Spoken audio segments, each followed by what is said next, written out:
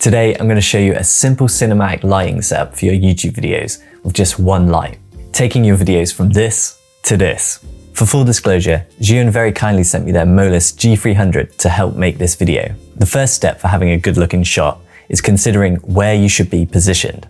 This will depend on the size of the room you're filming in, but ideally, you want to create as much depth within the shot as possible. This can be done by placing yourself away from the background to create some separation. If you're filming in a smaller room, I'd recommend filming into the corner rather than up against a plain blank wall. The size of the room will also determine what focal length you can use for your lens choice.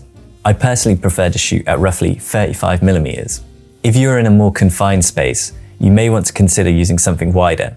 A longer lens will compress the background more, creating more separation, but you will need a larger room for this. If your lens allows you to, you can also open up the aperture to decrease the depth of field. This will increase the separation between you and the background by keeping the focus more on you. Once you've chosen your background, position, and framing, you can now bring in your light.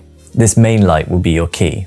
To control the light as much as possible, I recommend shutting off any practical light fixtures that are already in the room, as well as blocking off any ambient light. You can reintroduce some of these later if needed.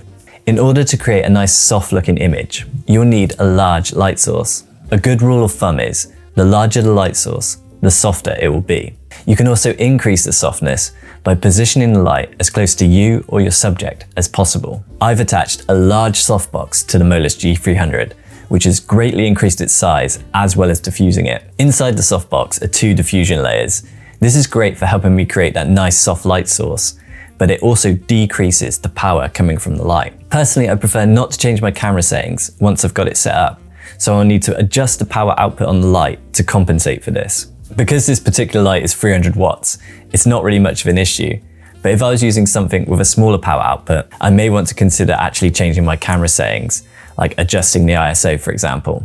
I've also attached a grid to the softbox. This helps control the light a bit more by stopping it from spilling onto the background. To create more depth and contrast with the light, rather than placing it directly in front of you, I would recommend placing it at roughly 45 degrees to you. This creates some nice shadows and contrasts on the face, stopping it from looking so flat. If this is too contrasty for you, you may want to consider bringing in a reflector or some sort of white bounce board to fill in some of those shadows. At this point, you may want to consider reintroducing some of the ambient or practical light sources that you blocked off or turned off previously. And there you have it. That's how you can use one main light source to take your shots from looking like this to this.